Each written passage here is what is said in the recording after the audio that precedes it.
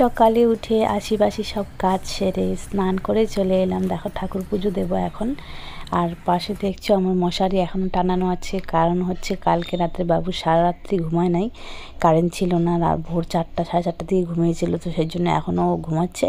তো আমি ডিস্টার্ব করলাম না। আর আমাদের এখানে প্রচণ্ড মশা, সেই জন্য আর মশারিটাও খুলে দিলাম না। তারপরে দেখো বৃষ্টিও শুরু হয়ে গেছে, আজকের ওয়েদারটা একটু মেঘলা।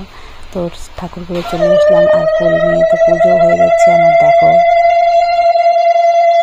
তাই বন্ধুরা, দেখো আমার পুজো হয়ে গেছে, এখন বাড়ির পুজো শেষ। এখন যাব বাড়ির পুজো করতে। আজকে হচ্ছে শনিবার, ভাদ্র মাসের শেষ শনিবার, তৃতীয় শনিবার না, শেষ শনিবার। তো আজকেই লাস্ট। তো ভাবলাম বাবাকে একটু পুজো দিয়ে আসি। তো চলে এসেছি মন্দিরে। দেখো তো সবাই বলে জয় শনিদেব কি জয়, জয় শনি মহারাজের জয়। তারপরে দেখো পুজো টুজো সেরে, মানে বৃষ্টি ছিল, ভিজে গিয়েছিলাম, কাপড় ছাড়লাম আবার। এদিকে এসে আলমারিটা একটু গুছাচ্ছি, অনেক নোংরা হয়ে গেছে অনেক দিন থেকে। তারপরে চলে এলাম প্রসাদও খেতে। দেখো আমাদের রীতা দিদির বাড়িতে পুজো দিয়েছে, একটু বাড়ির পুজো, তো এখানে চলে এসেছি। তো চলে এসেছি আমার ফেসবুক ফ্রেন্ড, ফেসবুক পরে আগে পরিচিত আমার এই যে বোন, ছোট্ট একটা বোন।